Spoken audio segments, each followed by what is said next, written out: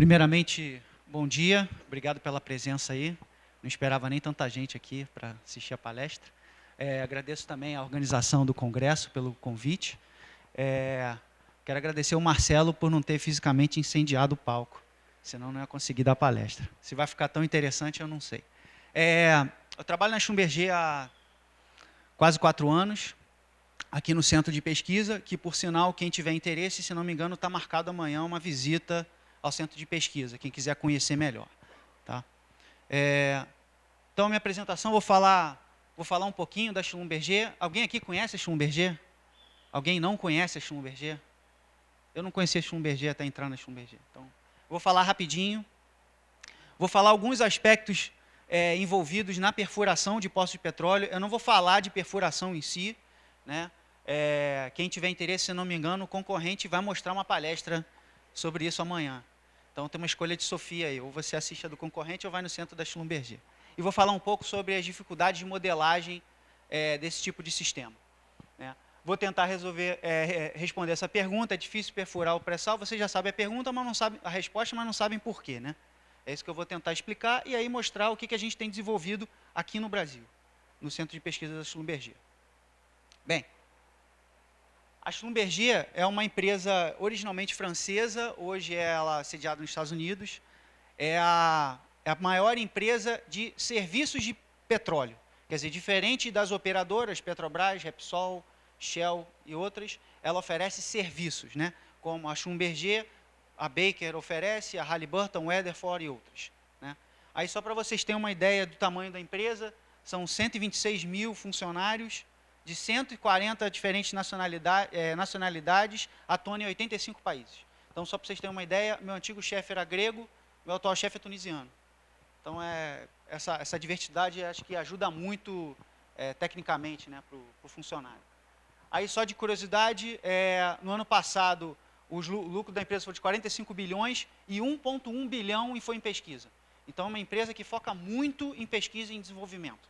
É uma empresa de nerd, para ser sincero. E aí, só de curiosidade, o ramo do petróleo, né, você divide em upstream, midstream e downstream. Quer dizer, upstream é do óleo até sair do teu reservatório até a plataforma. Né? Tratamento desse petróleo na plataforma até chegar no refino, a gente chama de midstream. E logística de distribuição, consumo, a gente chama de downstream. E a gente, na Schlumberger, só trabalha com upstream. Então, quer dizer, tudo até o óleo chegar, a gente oferece os serviços mais variados. Maravilha. Bem, vou falar um pouco sobre alguns aspectos, não vou falar especificamente sobre perfuração, como se perfura um poço. Né? A primeira coisa que eu acho interessante, quer dizer, isso conversando com alunos de graduação e pessoas que não são do ramo, é que acham que é só perfurar o poço e está resolvido o problema. Né? Na verdade, o ciclo do petróleo é bastante complexo, que começa desde o estudo sísmico, para saber se aquela área pode ter alguma viabilidade de ter reserva de petróleo ou não. Né? Aí, aqui sim entra alguma parte de perfuração, quando eu quero fazer que a gente chama de perfuração para exploração. Eu vou explorar aquele campo e ver se ali eu tenho óleo ou não, e vou caracterizar aquele reservatório. Aí sim, aqui é onde você entra a maior parte da campanha de perfuração, que é a perfuração para desenvolver aquele campo. E você tem outras áreas. Então, quer dizer, o ciclo do petróleo, de um poço de petróleo, ou de um reservatório, é muito mais complexo do que simplesmente você fazer um furo lá embaixo. Esse gráfico é só para mostrar que existe toda uma complexidade desse sistema. Né? Você usa uma broca para fazer esse furo, você usa uma coluna de perfuração, existe um fluido de perfuração que serve para resfriar a broca durante o corte e também para retirar os cascalhos lá do fundo. Né? E tudo isso está interligado. Né? Desculpe. Então, por exemplo, dependendo do tipo de broca que você está usando, você pode ter uma direção de perfuração. Quer dizer, você quer fazer um furo vertical. Às vezes a sua broca não está bem projetada nesse sistema, o teu poço começa a desviar. E aí você não tem aquilo que você estava prevendo. Né? Então, é um sistema bastante complexo, onde essas cadeias de interligação são mais fortes ou menos fortes. Isso é só para vocês terem uma ideia da complexidade do problema. Bem, Para você furar, você precisa de uma broca, você precisa de alguma coisa que vai fazer o furo para você. E aí, dependendo, eu acho que isso aqui é uma coisa nova para quem não está acostumado a ver perfuração, né? Dependendo do tipo de aplicação, dependendo da litologia que você está querendo perfurar, você usa diferentes tecnologias, diferentes princípios de falha dessa rocha. Então, por exemplo, você usa o que a gente chama de brocas tricônicas, quando você quer falhar a rocha por compressão. Então, quer dizer, o que está acontecendo, obviamente, isso aqui é tudo de cabeça para baixo, né? Você tem esses cones, né? Essa broca está girando, esses cones têm rolamentos que permitem o movimento desses cones, e à medida que esses cones vão girando, esses bitzinhos vão pressionando a rocha e você vai falhando por compressão, né? Outra maneira de você fazer a falha da rocha é por cisalhamento.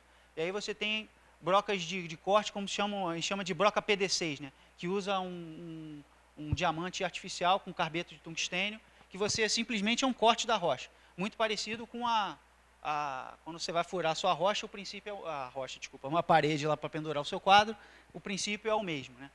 Existe outro tipo de falha que é por esmerilhamento. Você usa uma broca toda de diamante, isso você tem aplicações de rochas muito duras, que você utiliza esse tipo de tecnologia. Então, quer dizer, existem vários tipos que devem ser considerados na hora de perfurar o seu poço.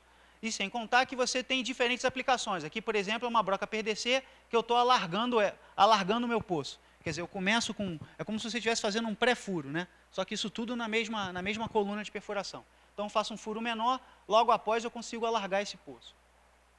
Você tem, por exemplo, alargadores no meio da coluna.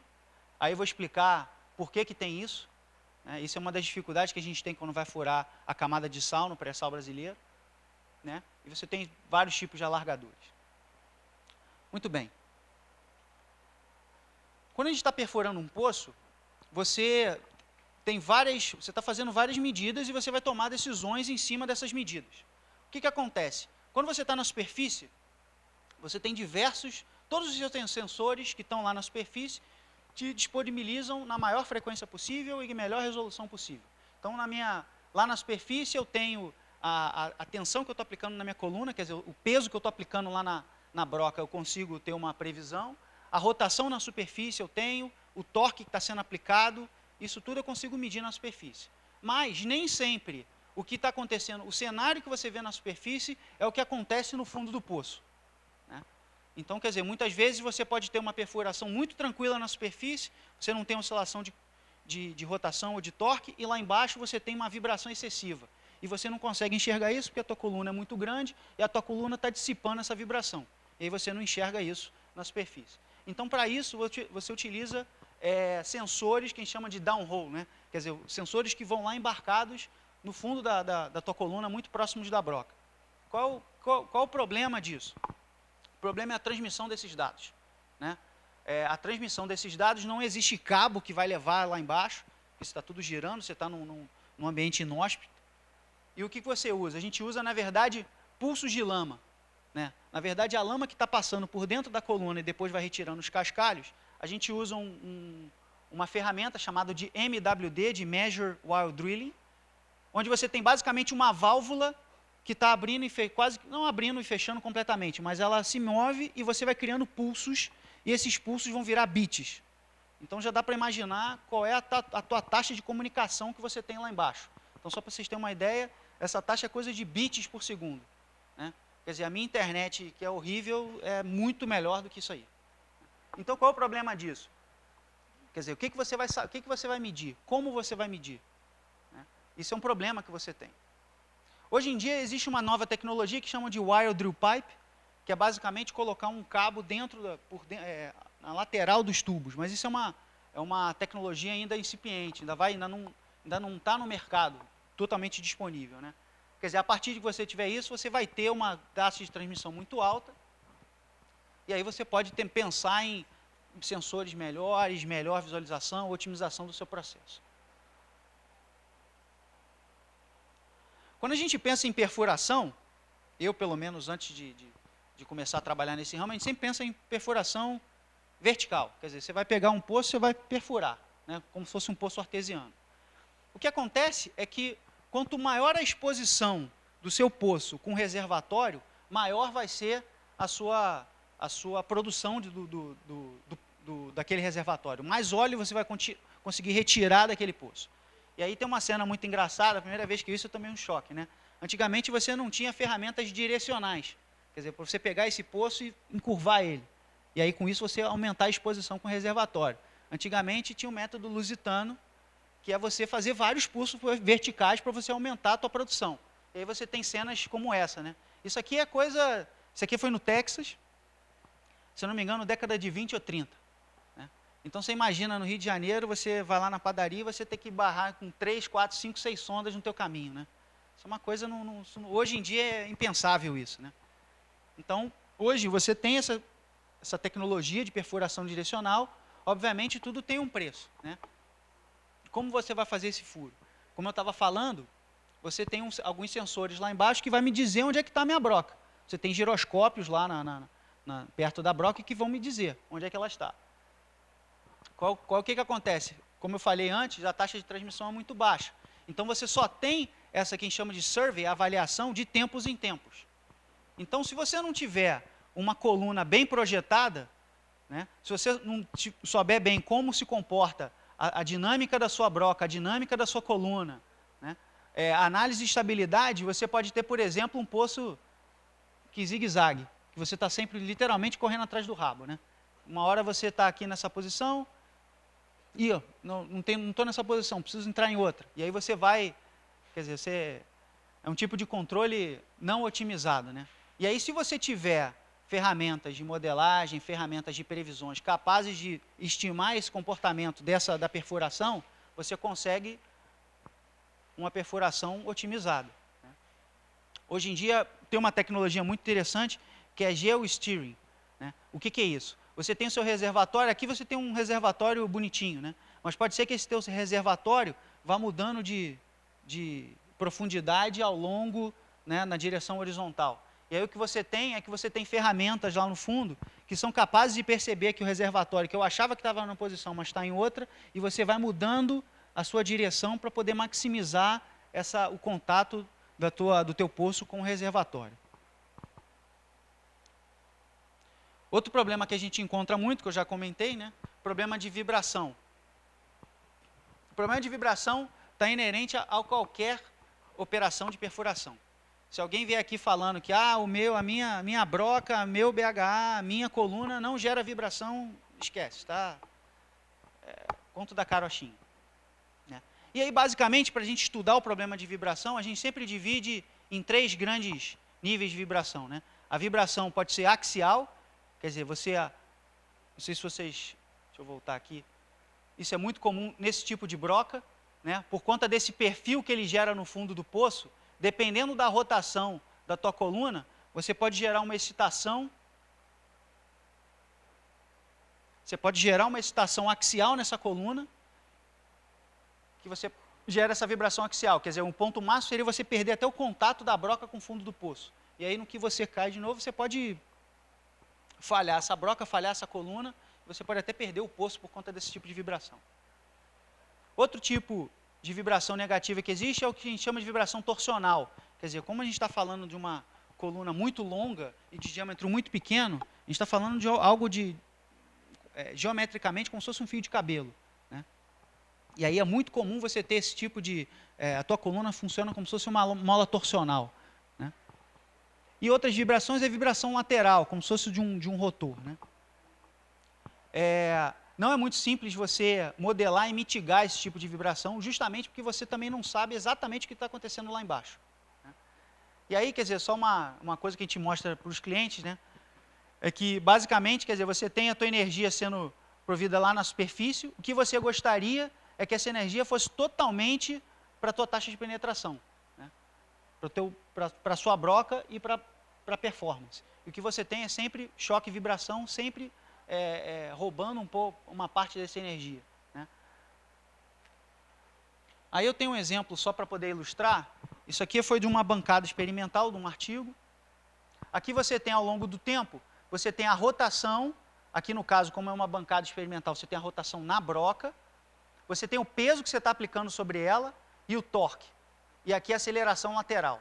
Então o que acontece? Aqui o que aconteceu foi o seguinte, eu estou numa perfuração com pouca vibração, baixos níveis de vibração, eu aumentei o meu peso sobre a broca. Se eu aumentei o meu peso sobre a broca, eu aumentei o torque na broca. Se eu aumento o torque na broca, como minha coluna é um elemento, funciona como se fosse uma mola torsional, você tem esse fenômeno de vibração torsional. E aí você tem aqui a oscilação da minha rotação da minha coluna, da minha broca. Quer dizer, isso aqui é...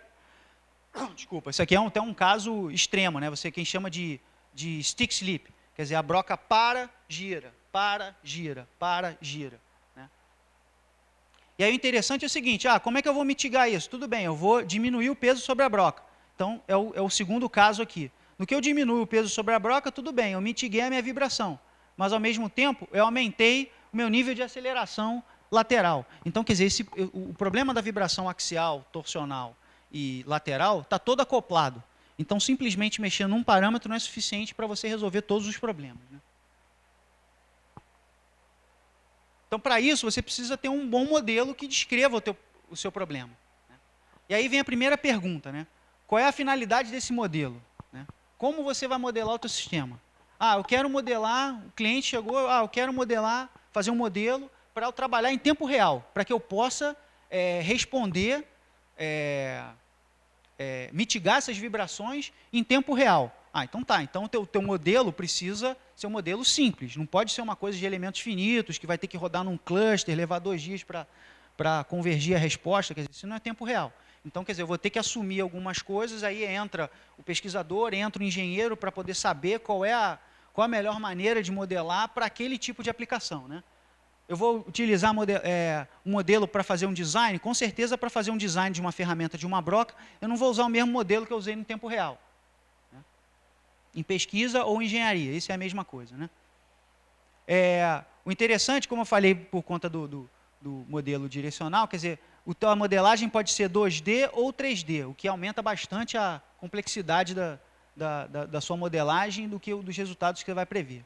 E, além, um outro problema que você tem um problema de multiscala. Quer dizer, o teu cortador, quer dizer, a tua broca, que é formada por cortadores, né, que eu estou mostrando um diagrama aqui, um desenho esquemático, você está falando de um cortador falhando a rocha aqui numa escala de 10 centímetros, 100 milímetros. Né? Só que isso é o cortador da sua broca. A sua broca tem, não sei, 10 centímetros, 20 centímetros, 30 centímetros de diâmetro. Né? A sua coluna tem 6 quilômetros, com um diâmetro de alguns centímetros. Então, quer dizer, qual vai ser a escala que eu vou usar para fazer essa modelagem, né? Isso é uma coisa interessante para se pensar. E aí aqui é só um exemplo, né? Como é que isso pode ser complexo. Isso aqui o Marcelo está falando de problema de instabilidade, né? Isso é uma coisa que a gente encontra muito em perfuração de poços, que é o problema de flambagem. Quer dizer, você aplicou, uma parte da sua coluna está em compressão, você pode flambar. Só que não é uma flambagem clássica que a gente estuda lá em mecânica dos sólidos. É uma flambagem que a gente chama de flambagem helicoidal. Como é um sistema torsional, ele vai se formar como se fosse uma mola helicoidal e você vai basicamente apoiando a tua coluna em volta do poço, né? Obviamente, se você apoia a tua coluna, você não vai conseguir transmitir o torque lá de cima para a broca, né? Muito bem.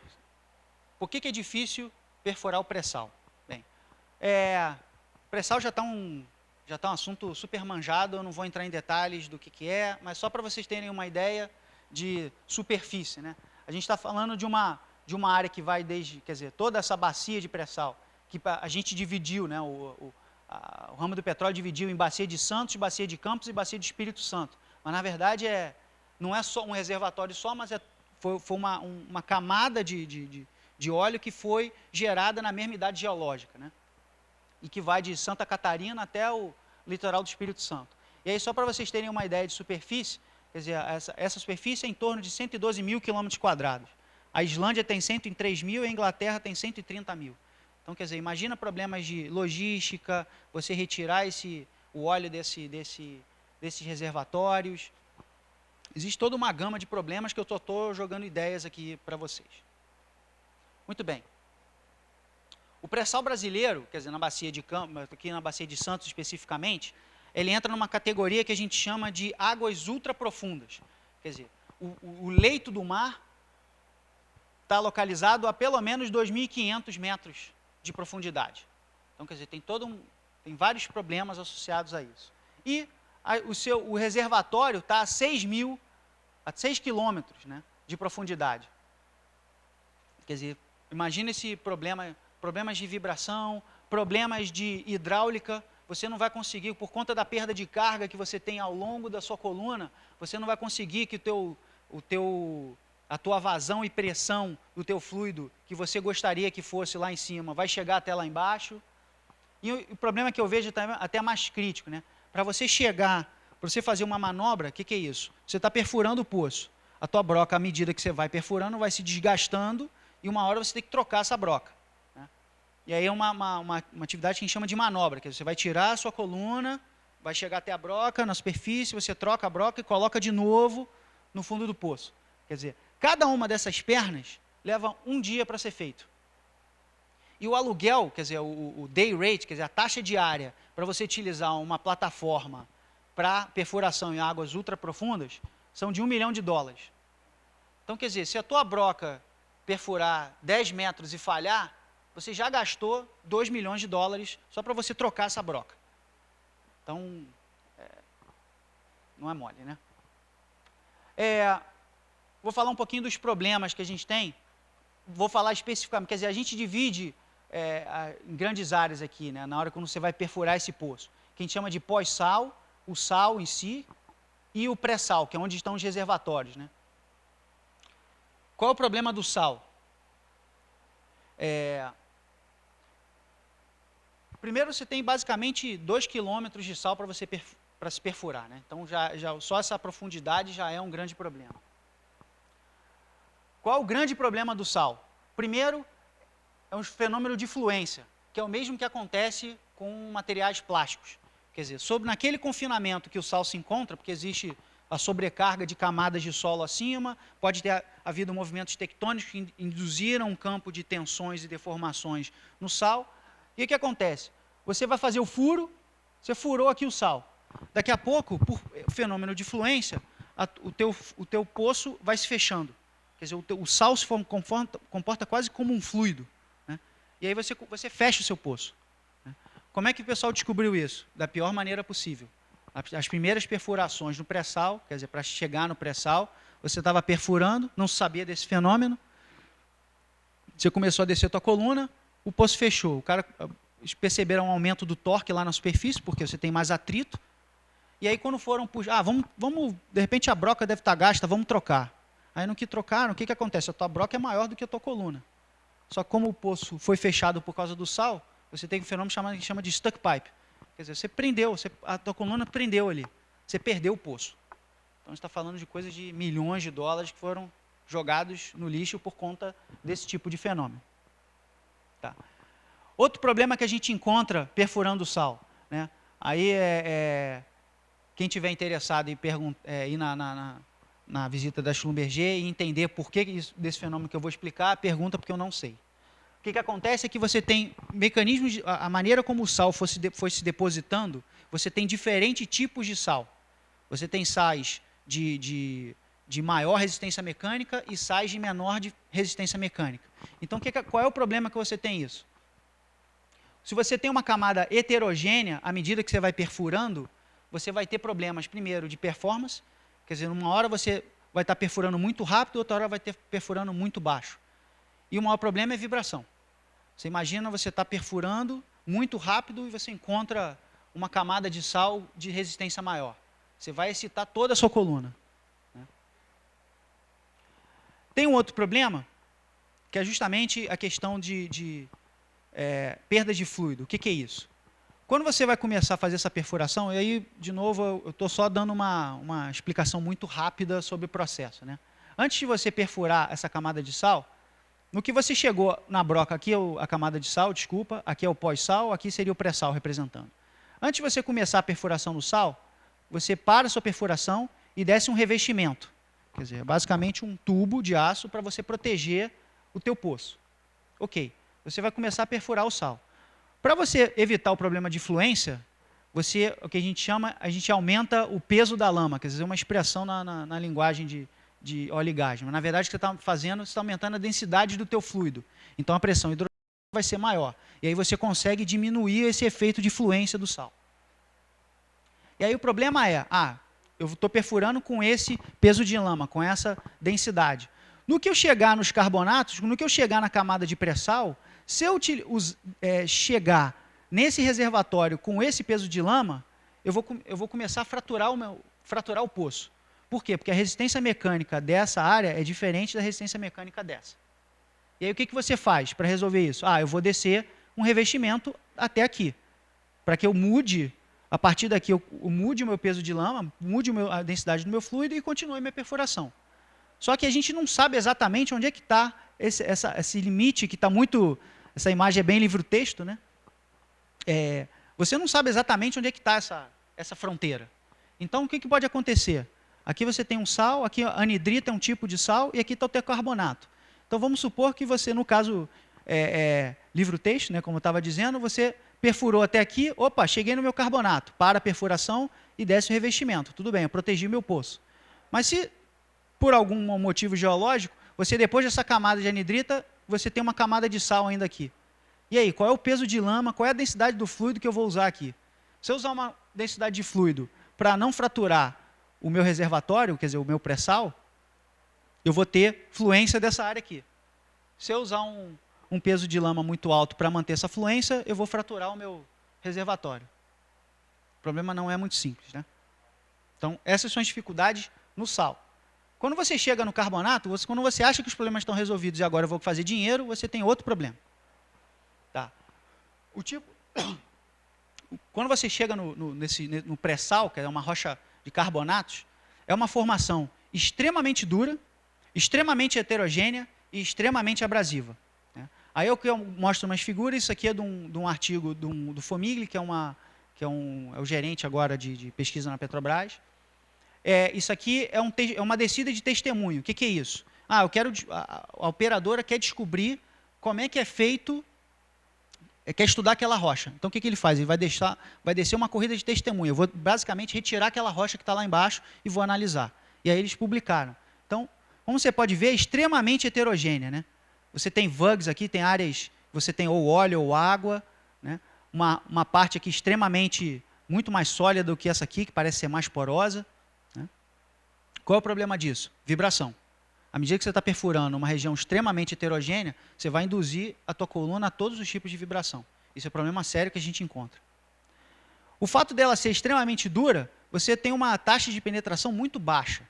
Então, só para título de comparação, você tem no sal, você perfura coisas de 30, 40 metros por hora. Quando você chega no reservatório, no pré-sal, a gente está falando de 2,5, 3 metros por hora. E você tem que perfurar algo em torno de 400, 500 metros. Quantos dias você vai levar? Às vezes você leva mais tempo para perfurar aquele reservatório que é de 500 metros do que toda a parte anterior, que foi de quilômetros. Outro problema, por conta da abrasividade, é a presença de nódulos de sílica. Né? Isso aqui é uma cortesia da Repsol, isso aqui foi uma corrida de testemunhagem que foi tirada de uma rocha no pré-sal. Isso aqui me lembra muito quando você vai levar algum amigo turista no Pão de Açúcar ou no Corcovado, você encontra isso na Gasterne, nessas coisas de sílica. Né? Uma rocha extremamente dura e que, durante essa perfuração, pode quebrar o teu cortador. E aí você falha a tua broca. Você falha a broca, vai ter que fazer a manobra. Dá-lhe dinheiro. Né? Aí, só para vocês terem uma ideia, isso aqui é uma broca PDC, é uma blade, é uma aleta de uma broca PDC, que eu mostrei antes. Aqui estão os cortadores, isso antes da corrida. E isso aqui é uma foto depois da corrida. Aí eu pergunto, onde é que foram os cortadores? Né? Por conta da presença dessa sílica aqui. Tá, o que a gente está fazendo para tentar resolver esse problema? Né? A gente tem duas abordagens que a gente está usando. Uma é engenharia de sistemas e outra é esse design, que a gente chama de model-based design, quer dizer, você fazer o teu design, a tua engenharia baseado em modelos. Né? No passado, o que se tinha era uma empresa de broca, olha, eu desenvolvi essa broca que ela é mais resistente à abrasão. Tudo bem, mas se você vai colocar essa broca e de repente, ótimo, você conseguiu uma taxa de penetração maior. Mas se você não tem, por exemplo, uma lama que vai conseguir carregar esses cascalhos na taxa desejada, porque se a tua taxa é maior, você tem que carregar mais cascalho. Se a tua lama não conseguir fazer isso, não adiantou nada você ter uma broca melhor. Quer dizer, no final das contas, você tem, como eu mostrei naquele primeiro slide, você tem uma complexidade de elementos onde você precisa olhar para todos eles para resolver o problema. É o que a gente chama de engenharia de sistemas, né? Quer dizer, na verdade, você vai ver uma combinação de broca, a sonda que você está usando, o tipo de lama, a configuração da sua coluna para você poder atingir o seu objetivo, né? Então, quer dizer, no passado era isso, quer dizer, você desenvolvia um produto melhor e colocava no mercado, né? Hoje o que a gente está tentando fazer é buscar desvendar melhor como é essa correlação entre esses diferentes componentes para poder otimizar o teu sistema. Então, quer dizer, da mesma forma que na engenharia de sistemas, quer dizer, no Model-Based Design, quer dizer, esse design, engenharia usando modelos, antigamente você tinha uma tentativa e erro. Olha, eu tenho essa broca, olha, eu tenho essa lama, testa essa lama para mim, né? E aí você tinha uma coisa de tentativa e erro. Então, imagina uma tentativa e erro nesse tipo de ambiente, né, onde dinheiro, é muito dinheiro envolvido, né? Não é o que você está querendo. E, antigamente, você usava a modelagem só para pesquisa, né? O que a gente está fazendo hoje é justamente trazer essa modelagem matemática, essa modelagem mecânica, dinâmica, para o teu dia a dia, para o dia a dia dos engenheiros, né? Então, você tem hoje modelos para todos esses componentes e também não só para os componentes, mas como esses componentes se correlacionam. E aí eu vou mostrar alguns exemplos e aí eu vou terminar falando sobre o que a gente teve, o projeto que a gente teve aqui, né? Aí é só para curiosidade, isso aqui é um modelo CFD, mostrando como é que o fluido, a lama está se distribuindo ao longo dessa broca, né? Isso aqui é uma vista frontal, isso aqui é uma vista lateral da minha broca.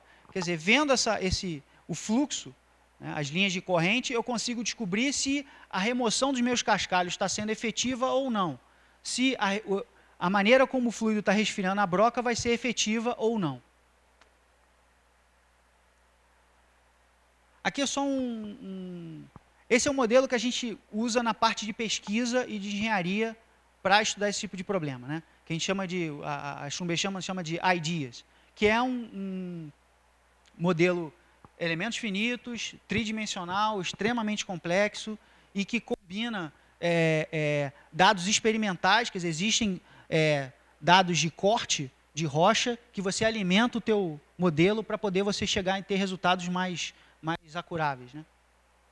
E aí o interessante é que você tem, por exemplo, um modelo de uma coluna com uma broca PDC e aqui você está vendo o fundo do poço à medida que a tua broca está cortando aqui o fundo do poço. E o mesmo acontecendo com uma broca tricônica, né? Você vê que os perfis são bastante distintos, né?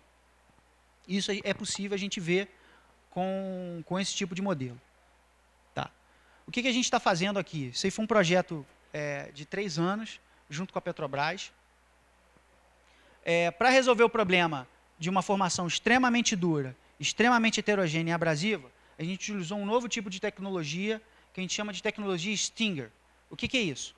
O cortador PDC, aquelas brocas de diamante, ele tem essa forma retangular. A ideia que se teve foi o seguinte: eu vou usar os mesmos materiais, eu só vou mudar a geometria dele. Então, só o fato de você mudar a tua geometria, você ganhou, aqui não dá para ler, né? Mas você ganhou resistência à abrasão, resistência a impacto, nem eu consigo ler aqui. Mas você conseguiu, por mudança de geometria, um material, quer dizer, um cortador de maior eficiência usando os mesmos materiais. E aqui é só um teste que a gente fez em laboratório. Isso é um cortador PDC que você foi fazendo um corte de um granito, né? E aí a gente foi tirando fotos à medida que o cortador foi se desgastando. E aí fizemos a mesma coisa com o cortador Stinger. Então, após não sei quantas horas, se aqui o meu cortador PDC desgastado, quer dizer, a eficiência desse cortador já é quase nula, e o meu cortador Stinger está intacto. Então, a gente vai usar esse tipo de tecnologia para poder resolver o problema. Só que, de novo, não é simplesmente pegar esse cortador, colocar na broca e testar, né? Então, na verdade, foi um projeto de 2 anos que está sendo estendido. Nós testamos 3 diferentes designs de broca. Isso aqui é um exemplo de uma das brocas que a gente chama de híbrida. Aqui a gente misturou esses cortadores Stinger com esse cortador PDC, né? testamos duas diferentes lamas, justamente para acomodar toda a variância de taxa de penetração, de tamanho de cascalho que esse tipo de cortador gera. A gente gerou uma lama, desenvolveu também uma lama capaz de levar esses cascalhos para a superfície. E fizemos 3 testes de campo. Agora, como é que o Model-Based Design entra na história? Bem, no início a gente não tem a mínima ideia de qual é o modelo que melhor representa o meu carbonato. Quer dizer, eu tenho que fazer no meu modelo o modelo da rocha. Então, quer dizer, a minha primeira interação, eu só conheço muito bem a minha broca e a minha coluna. Então, o que eu faço? Quer dizer, eu desenvolvi minha primeira broca e rodei no meu modelo. E aí eu tenho uma ideia desse comportamento.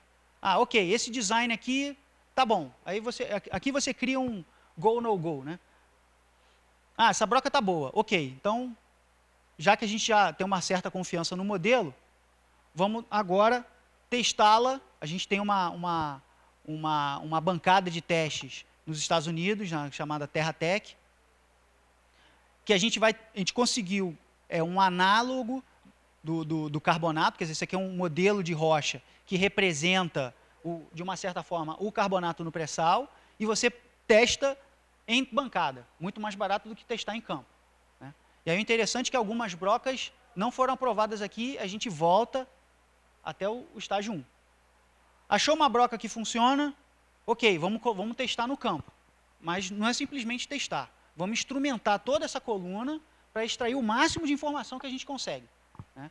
E aí a gente usa ferramentas como, por exemplo, DDL, Drilling Dynamics Logger. Quer dizer, é uma ferramenta que você coloca justamente na conexão da broca, na rosca, entre a broca e a minha coluna, e você tem basicamente aqui 3 acelerômetros e rotação. Então você mede aceleração axial e radial, quer dizer, nas 2 direções, e rotação. Então, quer dizer, a gente vai estar medindo qual o nível de vibração lá na broca, bem como outras ferramentas. Fez a corrida no campo, eu vou fazer uma análise desses dados e vou descobrir isso em alta frequência, porque aqui eu estou somente gravando esses dados, eu não estou vendo esses dados em tempo real, e vou fazer a análise desses dados. Legal. Agora, o mais interessante é que a gente volta para esse modelo e vamos baseado nesses dados, vamos validar esse modelo de forma que ele se torne mais representativo da sua realidade. Então, quer dizer, após 3 interações, hoje a gente tem um modelo que é capaz de representar os níveis de vibração para qualquer broca que eu faça o design aqui. Então, essa aqui foi o valor agregado que a gente conseguiu passar para o negócio.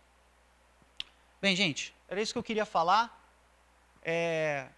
Eu gosto de mostrar essa imagem. Isso aí um amigo me passou, parece que isso é uma imagem, uma obra, né, de 1770, nos Alpes franceses, né? E aí, quer dizer, isso aqui provavelmente devia ser algum poço artesiano. E o que eu acho interessante, né, já que a gente está num congresso de engenheiros mecânicos e eu também sou mecânico, mesmo com a tecnologia de hoje, muita coisa é muito parecida aqui. A maneira como você perfura continua sendo a mesma. A tecnologia em volta mudou, mas alguns conceitos muito básicos são mesmos, e a gente está falando de 300 anos de diferença. Bem, gente, obrigado aí pela presença. Se tiver perguntas...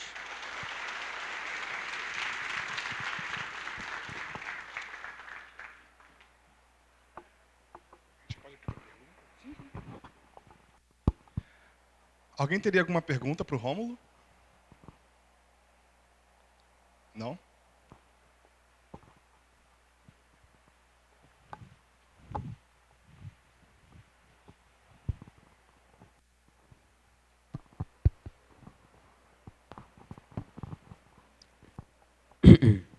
Eu gostaria de saber como é que funciona o processo de análise do solo, para que, a partir de qual processo vocês têm certeza absoluta de que naquela área tem petróleo? Como é que funciona a seleção do local? Como é que funciona os procedimentos para análise do terreno e tal?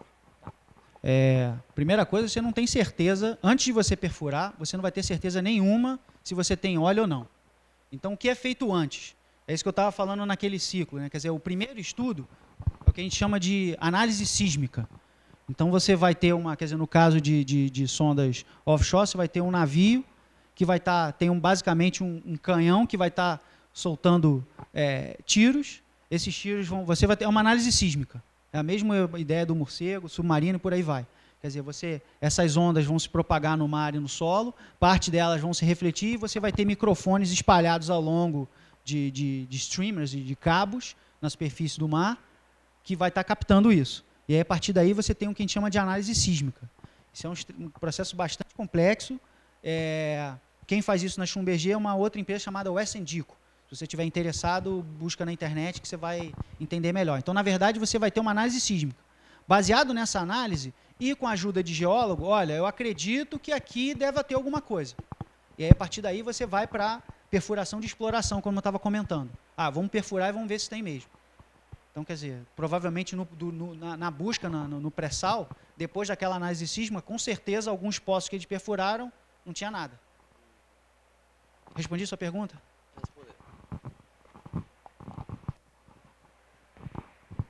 Alguma outra pergunta?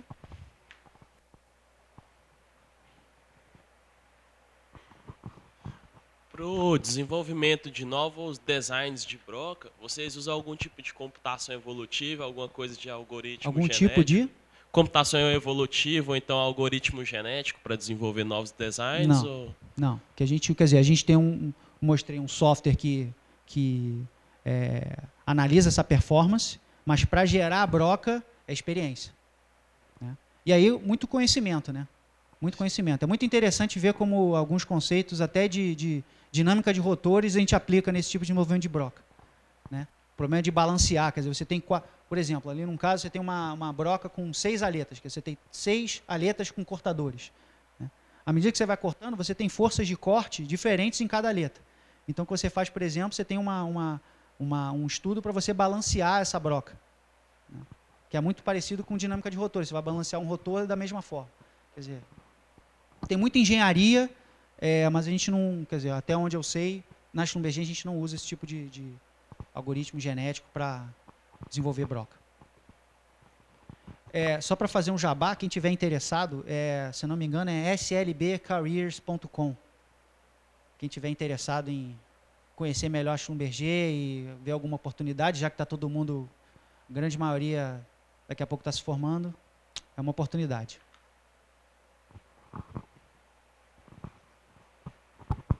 E na questão da escolha dos materiais para a broca, tem alguma pesquisa nessa área ou usa sempre diamante? Sim.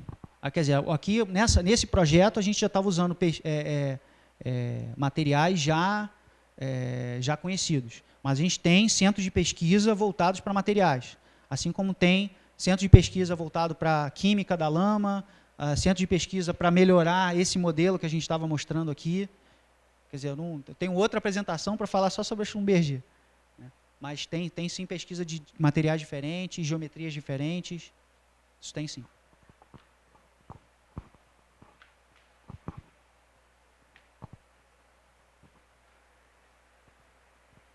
Desculpa, a Gabriela veio? Não. Gabriela é do RH, quem tivesse dúvida. Então, quem tiver algum interesse, fala comigo, não fala com o RH. Tem uma pergunta. Você focou bastante na parte de modelagem, que vocês usavam bastante na pesquisa e não aplicavam mais na parte de campo. Uhum. Eu queria saber como vocês desenvolvem essa modelagem e se ela está sendo mais utilizada agora no campo da engenharia em si, aplicada ao petróleo. É o que eu estava falando, quer dizer, você antes era meio que tentativa e erro. Né? Quer dizer, quando você está num ambiente, por exemplo, de perfuração em terra e campos rasos, né? Quer dizer, o que a gente chamava de óleo fácil, né? Você não precisa de ferramentas, que isso é um processo caro. Quer dizer, você modelar, desenvolver um software, validar esse software, isso é um processo extremamente caro. Né? Que só começa a ter viabilidade econômica a partir do momento que a tua aplicação começa a ficar mais cara também. Né? Então, em poços de terra rasos, você não vai usar um modelo elementos finitos, super complexo para resolver o teu problema. Você vai tentar resolver na força bruta. A partir do momento que para você perfurar o poço, você gasta 100 milhões de dólares, um modelo que vai ganhar para você alguns dias na perfuração, vale o custo. Então, esse que é o driver da modelagem nesse tipo de negócio, nesse tipo de business. Respondi isso, não? Mas uma outra pergunta. Vocês usam bastante modelagem estatística nesse processo? modelagem, o que a gente está chamando de modelagem estatística? É previsão de falha, nesse sentido. Sim. Sim. Aí, quer dizer, você tem uma outra, quer dizer, o que a gente aqui estava preocupado era na dinâmica de perfuração, né? Tem uma outra parte que é para fazer análise de fadiga, dano e por aí vai. Sim. Obrigado.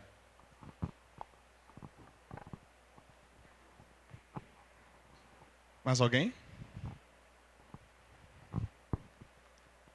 Tá ok. Rômulo, muito obrigado. Valeu, gente. Obrigado.